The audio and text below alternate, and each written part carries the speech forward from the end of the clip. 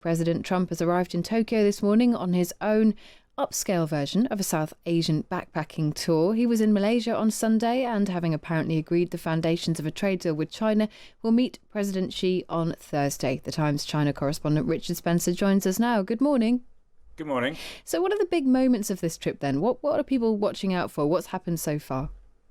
Well, what's happened so far has been very much a sort of like Trump campaign trail series of events. He's shown himself to be significant in Southeast Asia, which a lot of people were thinking America didn't really care about Southeast Asia anymore, which is always a bad place for a region to be in, because then American presidents panic and say, well, I've got to show my face. So he showed his face in Malaysia. Did some trade deals with those Southeast Asian countries, which is quite important actually, because those countries, a lot of them are either in America's orbit like Thailand or are moving towards America's orbit like Vietnam because of the rise of China on their doorstep, and they want to sort of hedge against an over-aggressive and over-assertive China. And they were really stuffed by Trump's tariffs because a lot of those countries, of course, export low-cost goods to America, which were his targets. So he did have to do a lot of reassurance there. But the big things on this tour are obviously the meeting with President Xi, which he is saying is going to happen on Thursday. President Xi hasn't said that yet, so let's hope he isn't stood up at the church door. And then there's also this tantalizing prospect of a meeting with Kim Jong-un of North Korea, which hasn't been confirmed. In fact, no one's even said they're talking about it. The only person who's talking about it is President Trump. Though eagle-eyed people in South Korea spotted the North Koreans sweeping up and planting new flowers in the place where, if a meeting were to happen, it would happen. So, we're all slightly excited by that prospect. Richard, why would he be thinking about meeting Kim Jong-un? He likes meetings. I think. I don't really think you have to go much further than that. He really likes, appearing on a big stage when all the TV cameras will be on him. Let's not be too sniffy. George Orwell is better than war, as someone once said, and it's better to talk to Kim Jong-un and see what he's going on about at the moment. He's been moving much further into the Russian and Chinese orbits in the last few years. They've given him, he was pretty much a pariah, even to them.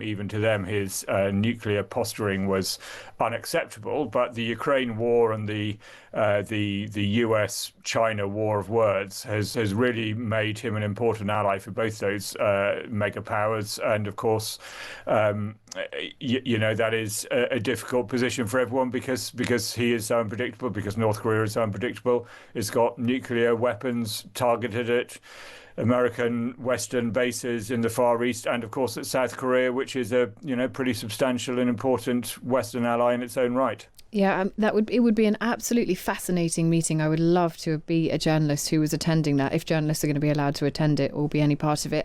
Richard, thank you for that. We'd love to have you back on later on this week if you're willing and around to hear about how those meetings go.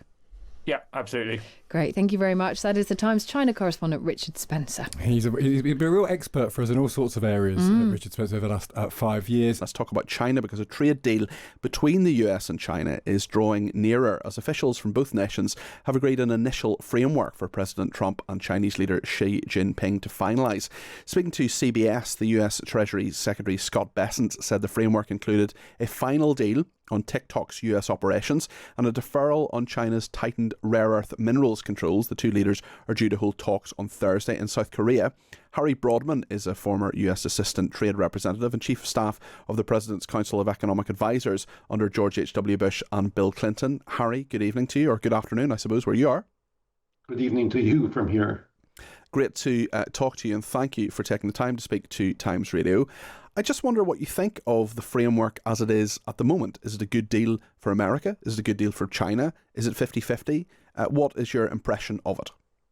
Well, it's not a deal. A framework is a term of art that we trade negotiators use when we're reaching maybe consensus, but a deal ultimately is going to be a legal document. We're far away from that, and history any guide, a lot can happen between an agreement, a basic consensus, what the Chinese term is, and when actual negotiations take place and you sign, a document.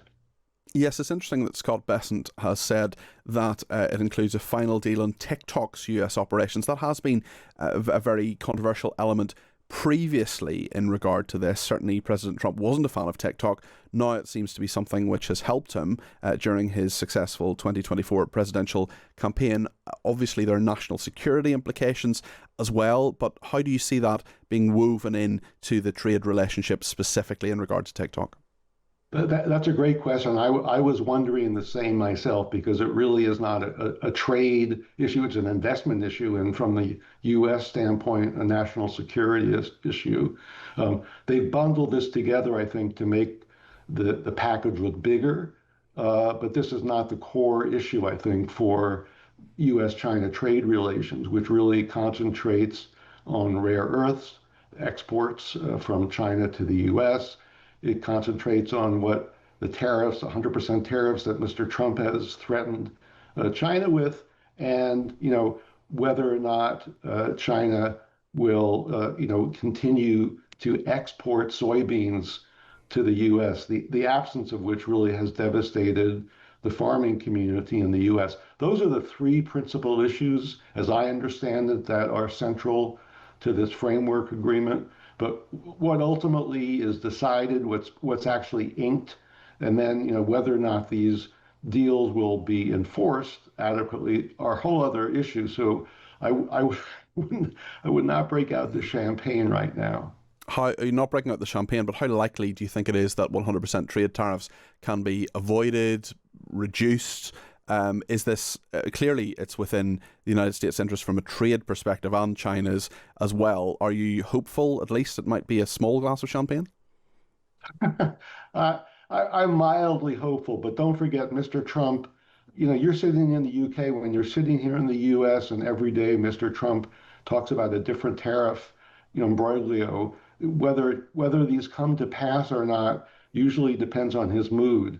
So hopefully he will not pursue the 100% tariffs, but he's been known, as we all know, to talk about them, put them off, and then bring them back again. So having worked extensively throughout China, I can tell you that the Chinese are on to how Mr. Trump is behaving, and the question is whether they can actually take that money, so to speak, and put it in the bank. We are a long way off from that. I'm glad that the Chinese on their side seem to be on the edge of agreeing to not, restrict their purchases of soybean from the U.S.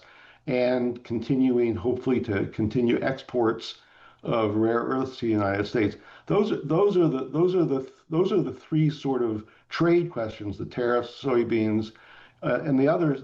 It's TikTok. I think is somewhat of a sideshow. Harry, thank you. That's Harry Broadman there, former US Assistant Trade Representative and Chief of Staff to the President's Council of Economic Advisers under George H.W. Bush and Bill Clinton.